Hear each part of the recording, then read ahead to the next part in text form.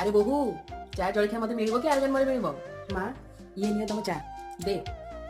ଆରେ ଝିଅ ତେଲ ମସଲା ଖୋଇ ଖୋଇ ଏ ବୁଢୀଟାକୁ ମାରିଦେ। ତୁ ତ ଚାହୁଁଛୁ ଏ ବୁଢା ମଜାଉ ଆଉ। ମିକ୍ସଚର ଯଦି ଆଣିବାର ଥିଲା ଟିକେ ଭଲ ମିକ୍ସଚର କିଣିକି ଆଣିଲୁନୁ।